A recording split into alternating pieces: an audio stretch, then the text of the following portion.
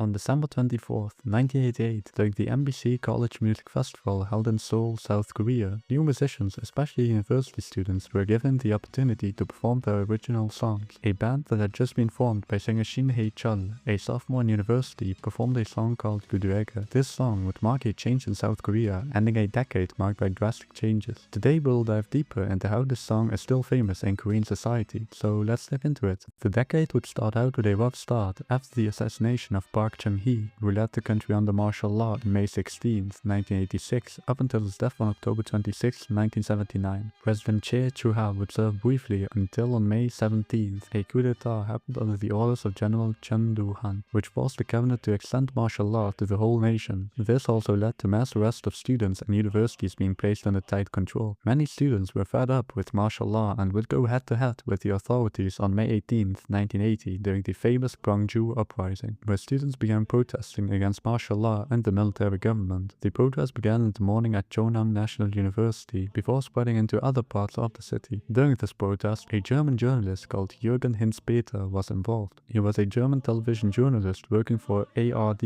and based in Tokyo, covering East Asia. In May 1980, reports began emerging that something serious was happening in the South Korean city of Gwangju after the military government imposed martial law and cracked down on student protests. He would be assisted by taxi driver Kim Sa-bok, who helped Hinz-Peter travel around Gwangju and document what was happening in the city. This protest would sadly turn into bloodshed. On the afternoon of May 18th, the army would begin their crackdown into the city by arresting and beating the protesters. As the crackdown became more violent, some protesters and civilians would arm themselves with weapons taken from police stations and armories, leading to armed clashes with the army. The next few days would see heavy fighting between the protests and the army until the uprising ended on May 27th, with the army launching its final assault and retaking the city. The uprising led to a lot of people being killed and wounded, and many students getting arrested. Many of them would be tortured for days until they gave information about other activists. After the uprising ended, Chun Doo-han would remain in power, with his military government continuing to suppress political opposition and student activists. Despite this, South Korea would continue to change rapidly during the early 1980s. One of the most emotional examples of this came in 1983, when a KBS program attempted to reconnect families who had been separated during the Korean War. On June 30th, 1983, the Korean Broadcasting System, also known as KBS, would air the program Isanga Jogul Chasimida, which was set up to reconnect Koreans who lost each other during the Korean War, but was intended to be a short 45-minute to 95-minute special for the 30th anniversary of the war's armistice, ended in a widespread thing, with KBS receiving 100,000 applications, featuring over 53,000 people on air and successfully reuniting 10,189 families. This period also saw a major growth in living standards. Many people moved from poor neighborhoods into increasingly modern cities. More families could afford things like refrigerators, cassette players, televisions, washing machines, and other household appliances. TV also became a huge thing, with many people being glued to the screen to watch sports, music programs, and variety shows. South Korea was becoming a much more modern and urban society, and everyday life was changing quickly as new technology, entertainment, and consumer goods became more common in people's homes. Universities would also become an important part of South Korean society during the 1980s. Many students were heavily involved in the democracy movement and would often clash with the authorities, but universities were also places where young people were exposed to new music, fashion, and foreign culture. As the decades went on, a growing number of young Koreans were becoming interested in new forms of entertainment and ways of expressing themselves. These interests would soon become increasingly visible through music and television shows that became popular among young Koreans. Even though some songs and movies were restricted, foreign music and movies still became very popular. Many foreign singers gained large followings in South Korea, with people listening to artists such as Madonna, Wham, Queen, and Michael Jackson, just to name a few. Foreign movies were also popular, especially action movies starring Jackie Chan such as Police Story and Drunken Master. Cantonese singer Leslie Cheung would also become a major idol in South Korea after appearing in Cho Yun-fat's gangster movie A Better Tomorrow, released in 1986. Outside of foreign singers, there were also many Korean singers that would take the country by storm. Singers like Kim Won-sun, Cho Yong-pil, and Chang Hae-rin.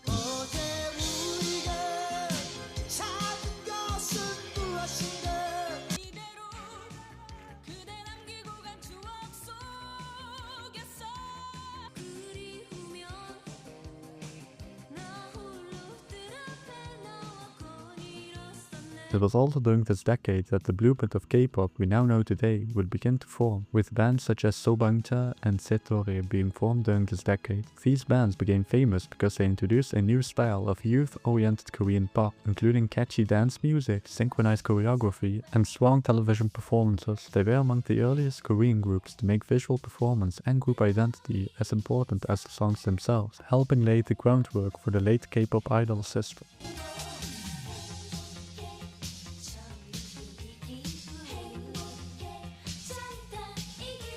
While South Korea was becoming more modern and its youth culture was growing, the country was still under an authoritarian government. Political opposition and student activists continued to face repression, and in 1987 a tragic event would expose just how far the government was willing to go to silence its critics. On January 13, 1987, a student activist called Park Chung-chol was arrested at a friend's apartment in Seoul. The police were looking for another student activist involved in the democracy movement and believed that Park Chung-chol knew where he was. What happened next was unimaginable. Park was beaten and had his head forced into a basin of water, a form of water torture. During this interrogation, Park lost consciousness and stopped breathing. The officers called for medical assistance, but he could not be revived. The police initially tried to cover up what had happened. They claimed that Park had simply collapsed after being questioned, using the phrase that he had died of shock. However, a doctor who examined his body became suspicious because of the injuries, and further investigation revealed that he had been tortured by police. The truth eventually became public, and the resulting outrage became one of the major causes of the June democracy movement later that year. A nationwide protest against South Korea's military dictatorship began. Anger over government repression grew.